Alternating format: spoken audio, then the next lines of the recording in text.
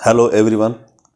आज हम अध्याय 11 क्षेत्र मिति प्रश्नावली 11.3 पे चर्चा करेंगे और इसमें बहुत सारी चीज़ें हैं। बहुत इम्पोर्टेंट चैप्टर है ये प्रश्नावली जो है, बहुत इम्पोर्टेंट है। इसको बहुत ध्यान से समझेंगे आप सभी लोग। बात करते हैं प्रश्नावली 11.3 पे और मैंने ये सभी सूत्र यहाँ पे लिख दिए हैं, आप लोग देख सकते हैं। घनाभ का पार्श्व पृष्ठीय क्षेत्रफल 2h कोष्टक में एल धन बी। एल क्या है? लंबाई है। बी उसकी चौड़ाई है और एच ऊंचाई है ना। घन की बात करें तो 4 गुणित भुजा का वर्ग हो गया। और बेलन के पार्श्व पृष्ठीय क्षेत्रफल की बात करते हैं तो 2 पाई आर एच हो जाता है ना। और इसी तरह से घनाभ के संपूर्ण पृष्ठीय क्षेत्रफल की बात करते हैं 2 एल बी बी एच और एच एल। लंबाई गुणित चौड़ाई, चौड़ाई गुणित ऊंचाई, ऊंचाई गुणित लंबाई, इन सब का योगफल का दुगुना, ये कर दिया हमने। इस तरह से घन की बात करें तो 6 गुणित भुजा का घात 2 हो जाती है। और बेलन के संपूर्ण पृष्ठीय क्षेत्रफल की बात करते हैं तो 2 पाई आर कोष्टक में आर धन एच हो जाता है।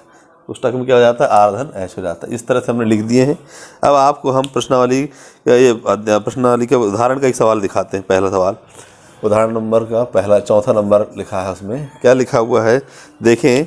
उसमें लिखा एक मछली घर घनाभ के आकार का है जिसके बाह्य माप 80 गुणा 30 गुणा 40 सेंटीमीटर है।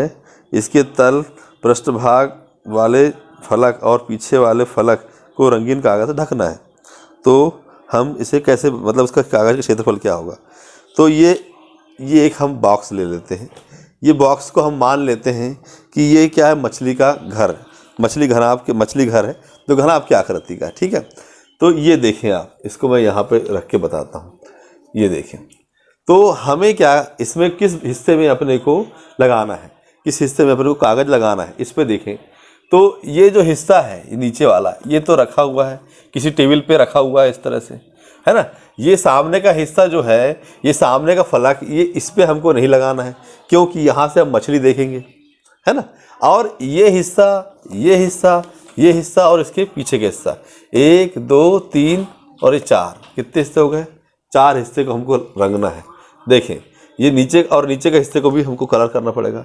एक हिस्सा ये हो गया, 1 2 3 4 और ये ऊपर का 5 हिस्से को हमको कलर करना है। ये तो नीचे रखा हुआ है, ठीक है, ये नीचे रखा हुआ है। सामने का हिस्सा हमको दिखाना है, यहाँ पर मछली दिखेगी। तो ये 2 हिस्से को हमको कलर नहीं करना है। 2 हिस्से को हमको कलर नहीं करना है तो बचे कौन से हिस्से?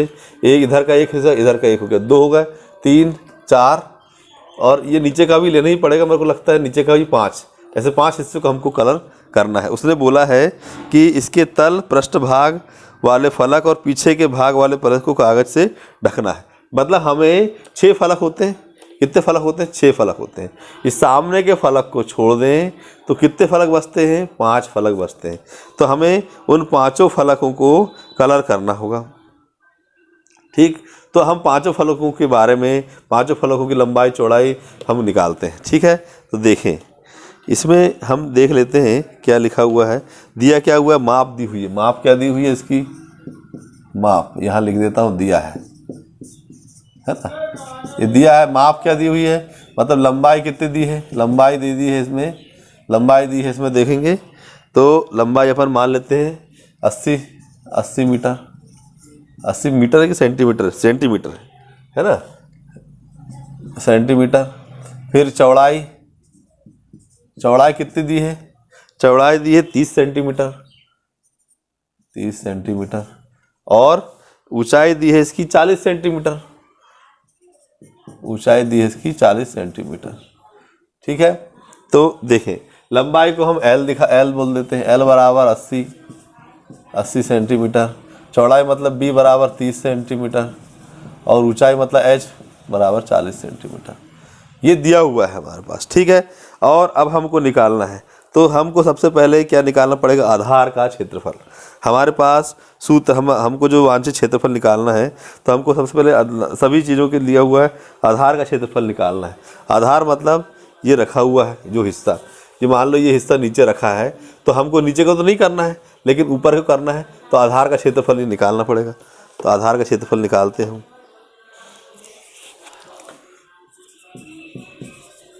आधार का क्षेत्रफल, और ये मैं आपको बता चुका हूँ, आधार का क्षेत्रफल, कोई भी चीज़ का आधार, जैसे ये हम त्रिविमीय आकृति बना देते हैं आपको, तो ये हो गई मान लो L हो गई, ये हो गई B हो गई, ये हो गई H हो गई, तो आधार जो होगा वो ये बीच वाला ही होगा, ये वाला, लंबाई गुणित चौड़ाई। आधार मतलब सीधे सीधे लंबाई गुणित चौड़ाई, ये बिल्कुल फैक्ट है ना। यहाँ लंबाई L गुणित चौड़ाई B, मतलब ये हो गया 80 गुणित चौड़ाई कितनी हो गई इसकी 30, 8 3 2400, ये वर्ग सेंटीमीटर। ये इसकी क्या आ गई, आधार का क्षेत्रफल आ गया।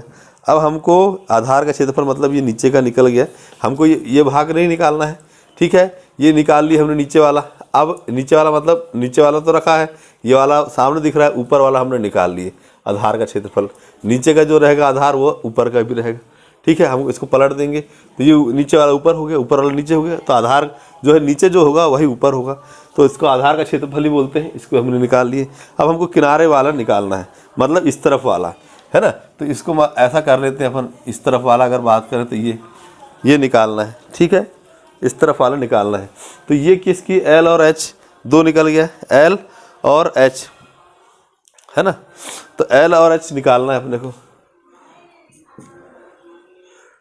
L के साथ H, L गुणित H कितना हो गया, L मतलब कितना हो गया, L मतलब हो गया 80 गुणित H कितना हो गया, H हो गया 40, 4 8 32 वर्ग सेंटीमीटर। इसको हम कह देंगे किनारे का, मतलब पीछे का, ये पिछले भाग है किनारे का, पीछे का लिख देता हूँ।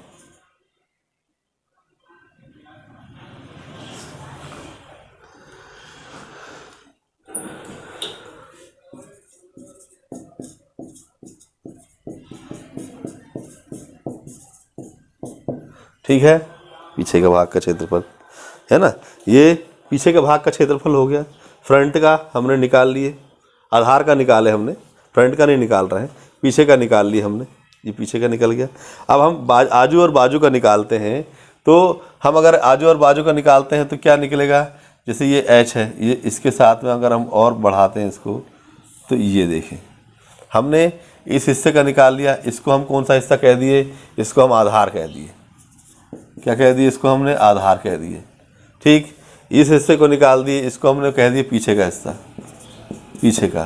तो ये जो हिस्सा है ये कौन सा हिस्सा हो जाएगा, इसका पार्श्व हिस्सा, आसपास का किनारे का पार्श्व हिस्सा, पार्श्व भाग का क्षेत्रफल। पार्श्व भाग का क्षेत्रफल मतलब क्या हो गया, H के साथ B, H into B, H मतलब कितना हो गया 40, B मतलब कितना हो गया 30, 4 1200 वर्ग सेंटीमीटर। अब हमें ये इतना पूरा निकल गया। अब हम इन इतने भाग का अपने को क्या निकालना है, अपने को क्षेत्रफल निकालना है ना। तो क्षेत्रफल लिखेंगे हम टोटल क्षेत्रफल, है ना। तो आधार का क्षेत्रफल, आधार का क्षेत्रफल धन, इसके में किसको जोड़ देंगे हम, पीछे का हिस्सा। देखो अब हम आपको इसमें बहुत क्लियर बात है, ये आधार मतलब ये, तो आधार का क्षेत्रफल एक हिस्सा हुआ, पीछे का हिस्सा एक हिस्सा हुआ, ठीक। पीछे का मतलब ये पीछे वाला हिस्सा, पीछे का एक हिस्सा, पीछे का क्षेत्रफल लिख लेता मैं। और धन, ये आधार मतलब ये वाला हो गया, ऊपर वाला ये नीचे वाला लिए, तो नीचे वाला तो नीचे रखा हुआ है, ऊपर वाला ले लिए एक हिस्सा, पीछे का एक हिस्सा, दो हिस्से हो गए। और ये जो दोनों हिस्से हैं, ये पार्श्व वाले किनारे वाले, तो ये दोनों को दो हिस्से लेना पड़ेगा, है ना। तो हम यहाँ पे 2 गुणित पार्श्व हिस्सा, पार्श्व भाग का क्षेत्रफल, पार्श्व क्षेत्रफल। तो हमारे पास क्या आ जाता है, आधार का क्षेत्रफल कितना आ गया 2400, धन पीछे के भाग का हो गया 32, धन ये पार्श्व वाला जो है ये दो हिस्सा हो जाएगा, तो 2 गुना 1200, तो कितना हो गया, इन सबको जोड़ देते हैं, तो 2400 धन 3200 धन 12 दूनी 2400, हम सबको जोड़ते हैं, 24 दूनी 48, 48 और 3200, एक मिनट,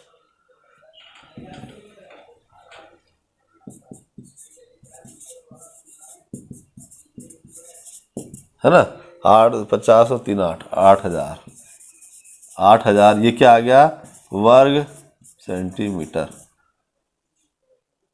ठीक है, ये हमारे पास क्या आ गया, वर्ग सेंटीमीटर आ गया। 8000 वर्ग सेंटीमीटर, इतने हमको कागज़ चाहिए उसको ढाकने के लिए। मतलब हम इसमें कौन से हिस्से नहीं ढाक रहे हैं, एक हिस्सा ये नहीं ढाक रहे हैं और एक हिस्सा ये, 2 हिस्से नहीं ढाक रहे हैं। 6 फलक होते हैं, 6 फलक में 1 और 2 फलक घटा दिए तो 4 फलक बच गए। 4 फलक में ये जो घटा रहे हैं, ये सामने का फलक तो इसके पीछे वाला फलक, इसकी मात्रा 1 होगी, नीचे मतलब आधार की मात्रा 1 होगी, 2 हो गया, और आसपास के 2 होंगे। इस तरह से हमें इन फलकों की हमको क्षेत्रफल निकालना पड़ेगा। इस तरह से इस सवाल को हल करना है। लिखा हुआ है, क्या दिया हो 5 में, उदाहरण 5 में दिया है, क्या दिया हुआ है, उसमें दिया हुआ है कि भाई एक घनाभाकार कक्ष के आंतरिक माप 12, 8 और 4 ऐसा लिखा है। 12 मीटर गुणा 8 मीटर गुणा 4 मीटर, ये तीनों लिखा हुआ है। मतलब ये हो गई L, ये B और ये H, है ना। लंबाई, चौड़ाई और ऊंचाई ये दी हुई है। और 5 रुपये वर्ग मीटर सफ़ेदी, यदि इसमें सफ़ेदी कराने पर खर्च 5 रुपये प्रति वर्ग मीटर आता है तो उसके चारों दीवारों का क्षेत्रफल निकालो। तो कमरे की चारों दीवारों का क्षेत्रफल, इसका सूत्र होता है वही हमने बताए थे, कमरे की चारों दीवारों का क्षेत्रफल, पार्श्व क्षेत्रफल, कौन सा वाला, ऊपर वाला, पार्श्व पृष्ठीय क्षेत्रफल, इसी को कहते हैं हम कमरे की चारों दीवारों का क्षेत्रफल। कमरे की चारों दीवारों का क्षेत्रफल, है ना, कमरे की चारों दीवारों से। अगर अपन ऐसे बात करते हैं, जैसे मानो एक आज हमको गणित नहीं बन रही है और हम एक साधारण से व्यक्ति हैं और हमें किसी कमरे में गए, हमको पुताई करना है, तो हम कैसे निकालेंगे क्षेत्रफल। तो देखते हैं कि एक कमरा है, तो कमरे का सबसे पहले हम लंबाई और चौड़ाई नाप लेते हैं। एक छोटा कमरा, उसकी हम सबसे पहले लंबाई नापते हैं नीचे से, और ऊपर से ऊंचाई नापते हैं, है ना। लंबाई और ऊंचाई, ये चौड़ाई, मतलब ये लंबाई चौड़ाई। और उसके बाद में जैसे ये कमरे की एक दीवार हुई और उसके बगल में एक और दीवार है, जब उस दीवार में पहुंचना रहता है, उस दीवार में हमने पहुंचे तो उसका भी हमको क्या निकालना पड़ता है, लंबाई। तो ये जो होता है, ये ऊंचाई मान लो, ये लंबाई एक सी मान ली अपन ने, ये लंबाई L है, ये B है और H है। तो एक बार ये लंबाई चौड़ाई माप लेते हैं और फिर ऊंचाई मापते हैं हम, है ना। तो क्या करते हैं, लंबाई और चौड़ाई का पहले गुणा कर लेते हैं, फिर इसके बाद ऊंचाई के साथ में लंबाई का गुणा कर लेते हैं, ठीक है। मतलब और फिर हम सबको जोड़ देते हैं, ऊंचाई दोनों में ऊंचाई रहती है। फिर 1 मिनट रुकना,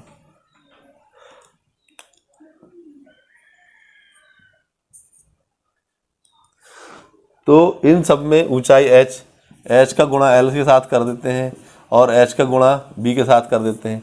इस तरह से करके और हम इसको हल करते हैं तो यही आ जाता है सीधे पहला वाला सूत्र, है ना। तो 2H L धन B ऐसा आ जाता है। तो इस तरह से हमको चारों दीवारों का क्षेत्रफल निकालना हो, चारों दीवारों का क्षेत्रफल कैसे निकलेगा, यहाँ लिख दो, चारों दीवारों का क्षेत्रफल, चारों दीवारों का क्षेत्रफल, तो क्या हो जाता है, 2H कोष्ठक में L धन B, इस तरह से हो जाता है।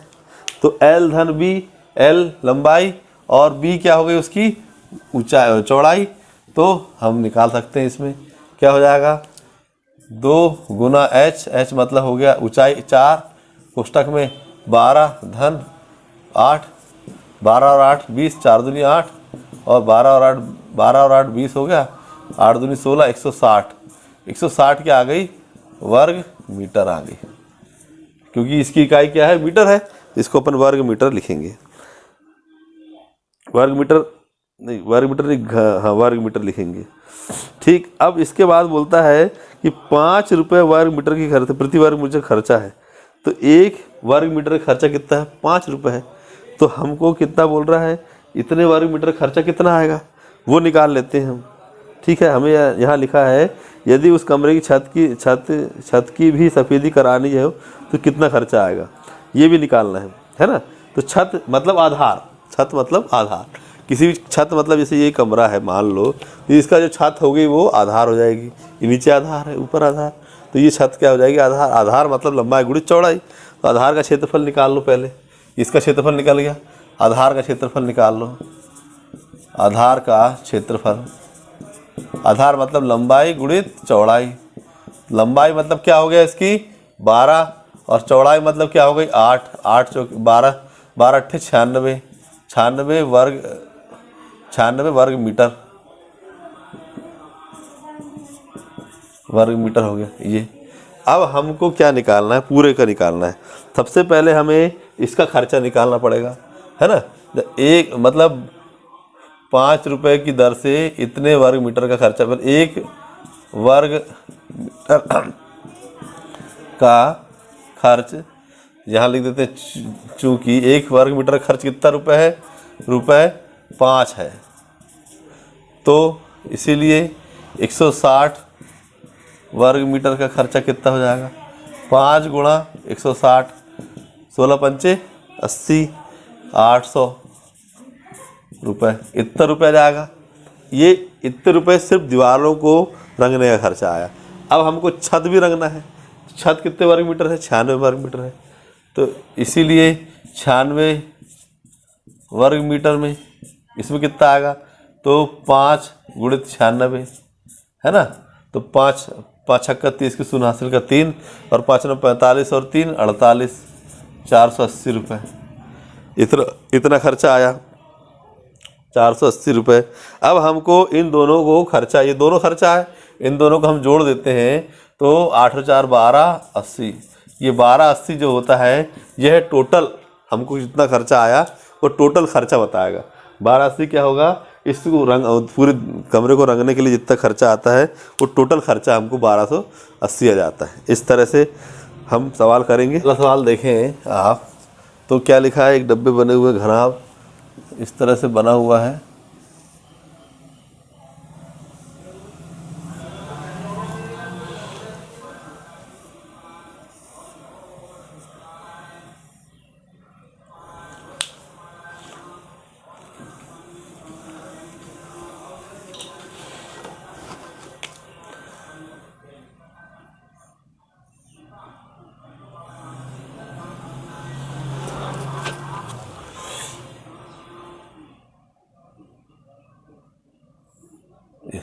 इस तरह से बना हुआ है।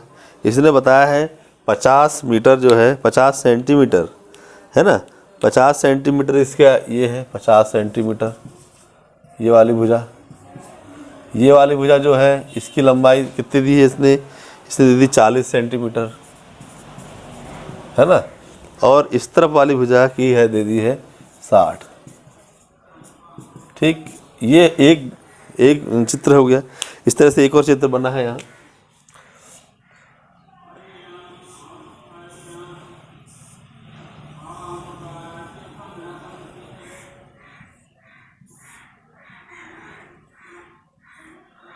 इसमें सभी की भुजा की लंबाई इस छोटे दूसरे वाले में सभी की 50 सेंटीमीटर दी है,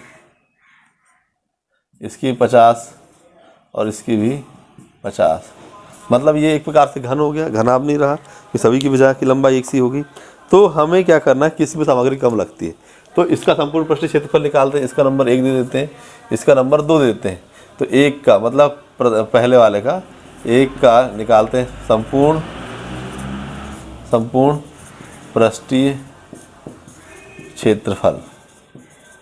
संपूर्ण पृष्ठीय क्षेत्रफल इसका निकालते हैं जब हम, तो सूत्र लगेगा कौन सा, ये वाला लगेगा 2LB धन BH धन HL।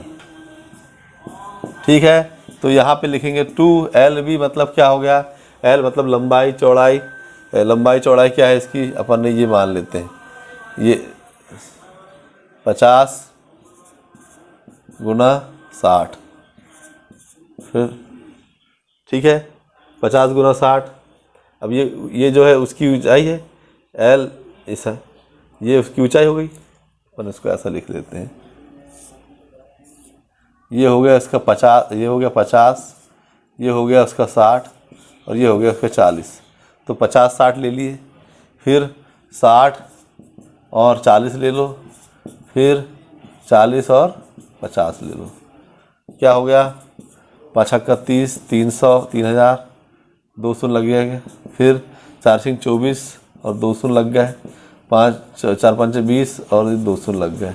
इन सबको जोड़ दिया जाएगा तो 2 और 2 4 और 3 7 और ये 400, 7400 का गुणा कर देंगे तो आ जाएगा 2 चौके 8 और 2 सत्ते 14 और ये 2 शून्य। ये इतना क्या आ गया, संपूर्ण पृष्ठीय क्षेत्रफल आ गया। ये क्या आ गया, संपूर्ण पृष्ठीय क्षेत्रफल वर्ग मीटर। क्षेत्रफल क्या आ गया, वर्ग मीटर में आ गया। संपूर्ण पृष्ठीय क्षेत्रफल आ गया इसका।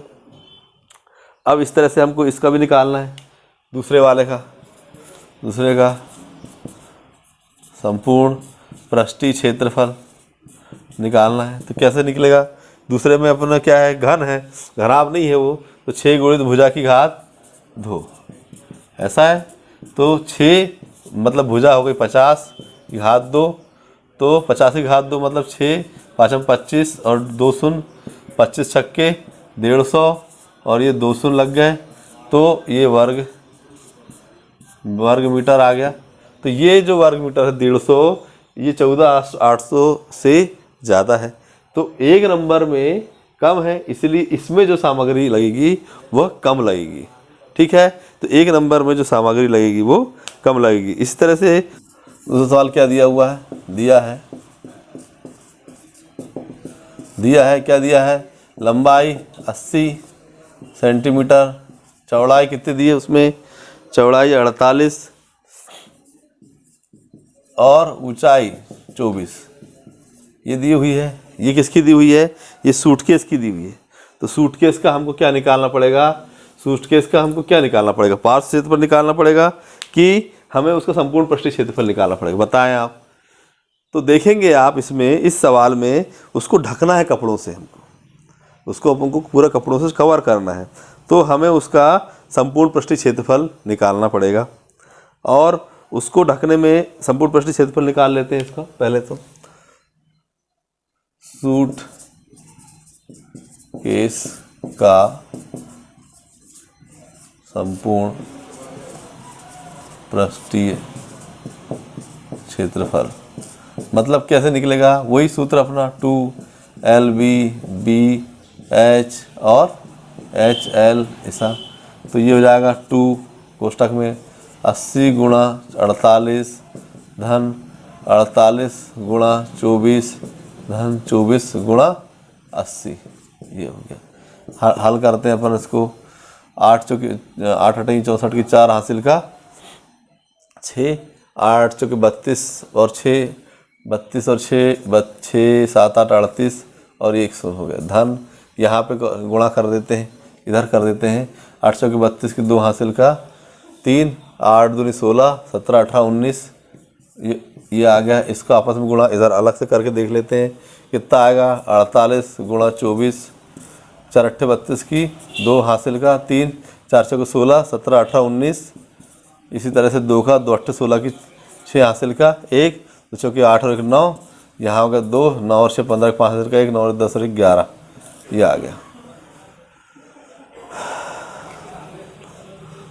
ठीक है, तो ये आ गया 1152। अब हमको इन तीनों को जोड़ना है, इन तीनों को जोड़ देते हैं हम। तो देखें जोड़ने के बाद क्या स्थिति बनती है। यहाँ पे 0 में 2 आ जाएगा, फिर 2 5 और 2 7 7 और 4 11 की 1 हासिल का 1, 9 और 1 10 10 और 8 18 की 8 हासिल का 1, फिर से जोड़ लेते हैं 2, ये 2 और 5 और 2 7 7 4 11 की 1 हासिल का 1, 9 और 1 10 10 और 8 18 और 1 19 19 की 9 हासिल का 1, 3 और 1 4 5 6, इतना आ गया। इसमें हमको क्या करना है, 2 का गुणा करना है। ये संख्या आ गई जो भी, इसमें 2 का गुणा कर देंगे हम, तो कितना आ जाएगा, हमारा उत्तर आ जाएगा। 2 से गुणा करें, 2 दूनी 4 2 एकम 2 2 9 18 की 8 हासिल का 1 2 6 12 और 1 13, ये इतना क्या आ गया, ये वर्ग, इसकी इकाई क्या है सेंटीमीटर, तो वर्ग सेंटीमीटर। इतना हमको क्या आ गया, इसका संपूर्ण पृष्ठीय क्षेत्रफल निकाल लिया हमने। अब ये एक सूटकेस मतलब ऐसे 100 सूटकेस हैं, है ना। तो और ये लिखा तिरपाल की क्या चौड़ाई। तो तिरपाल जो होता है, तिरपाल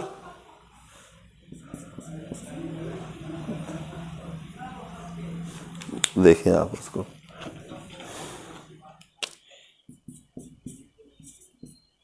तिरपाल तिरपाल का क्षेत्रफल बराबर, एक तिरपाल उसका क्षेत्रफल बराबर, ये हो गया संपूर्ण पृष्ठीय क्षेत्रफल सूटकेस का संपूर्ण पृष्ठीय क्षेत्रफल, है ना। तो तिरपाल के क्षेत्रफल में क्या होता है, लंबाई गुणित चौड़ाई, ये है अपन को चौड़ाई दी हुई है, लंबाई याद करना है और इसका मान हमने निकाल चुके हैं 13,824। ठीक, लंबाई कितनी दी है इसकी 96, चौड़ाई 96, लंबाई नहीं दी है और 13,824। तो L बराबर क्या हो जाएगा 13,824/96, ये आ गया, लंबाई निकल गई इसकी। अब इसको हम जब भाग देंगे तो उत्तर में पहुंच जाएंगे। तो हमारे पास लंबाई आ चुकी है। अब हमको क्या करना है कि भाई एक सूटकेस के लिए इतनी लंबाई, तो 100 सूटकेस के लिए कितनी लंबाई, यहाँ लिख सकते हैं अपन, एक सूटकेस के लिए कितनी लंबाई है 13,824/96, इतनी लंबाई, इतनी सेंटीमीटर की लंबाई है लग रही है। तो 100 सूटकेस के लिए, 100 सूटकेस के लिए क्या हो जाएगा, तो 13,824 गुणा बटे 13,824/96 गुणा 100।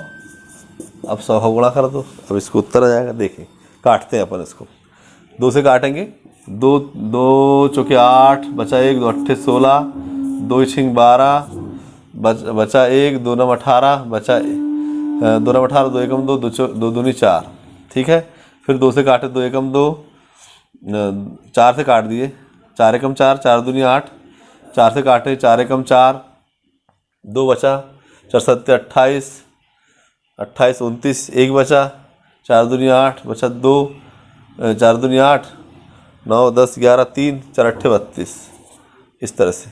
अब 12 से काटेंगे, इधर लिख देता हूँ 17/12 गुणा 100, है ना। 12 से काटेंगे तो 12 एकम 12, 12 एकम 12, 13 14 15 16 17, 5 बचे, 12 एकम 12 12 36, 12 चौके 48 और फिर बचा 12 चौके 48, इस तरह से 144 गुणा 100। ठीक है, तो ये क्या आ गया 144 गुणा 100 मतलब 144 और 2 शून्य, इतना क्या है, इतने मीटर, इतने सेंटीमीटर में दिया है तो सेंटीमीटर, इतने सेंटीमीटर का कपड़ा हमको लंबाई, इतने सेंटीमीटर लंबाई कपड़ा लगेगा, इतने सेंटीमीटर का लंबा कपड़ा लगेगा। देखिए आपको एक सूटकेस के लिए इतना, तो 100 सूटकेस के लिए 100 का गुणा कर दिया हमने, इसमें काट पीट करें, 144 गुणा 100 आ गया, 144 में 100 का गुणा करेंगे हम तो 144 सेंटीमीटर, इतने सेंटीमीटर लंबा हमको कपड़ा लगेगा। तो ये सवाल आप बहुत अच्छे से समझ गए होंगे। देखेंगे इसमें फिर से एक बार मैं इस सवाल को फिर से समझा देता हूँ कि भाई दिया हुआ है लंबाई चौड़ाई ऊंचाई दी हुई है, और हमको क्या करना है, संपूर्ण सूटकेस का क्षेत्रफल निकाल ली, संपूर्ण सूटकेस का संपूर्ण पृष्ठीय क्षेत्रफल निकाल लिए, 13,824 निकल गया। अब हमको तिरपाल का क्षेत्रफल की लंबाई चौड़ाई दी हुई, तो तिरपाल की लंबाई निकालना है, सूटकेस संपूर्ण पृष्ठीय क्षेत्रफल और 96 इसका चौड़ाई है, 96 का इसमें भाग दे दिए तो ये लंबाई आ गई। ये जो लंबाई आई है एक सूटकेस के लिए आई है ना, और 100 सूटकेस के लिए कितनी लंबाई, तो गुणा करें तो हमारा उत्तर ही आ गया 14,400 सेंटीमीटर। इतने सेंटीमीटर का लंबा कपड़ा हमको चाहिए, तो हम 100 सूटकेस को हम तिरपाल से ढक सकते हैं। ठीक है दोस्तों, तो आप लोग 11.3 प्रश्नावली पूरी कंप्लीट करें, और जो भी सवाल नहीं बनता है उसे कमेंट्स बॉक्स में बताएं, मैं उस सवाल के ऊपर वीडियो बना के आपको बताता हूँ। ठीक है, धन्यवाद।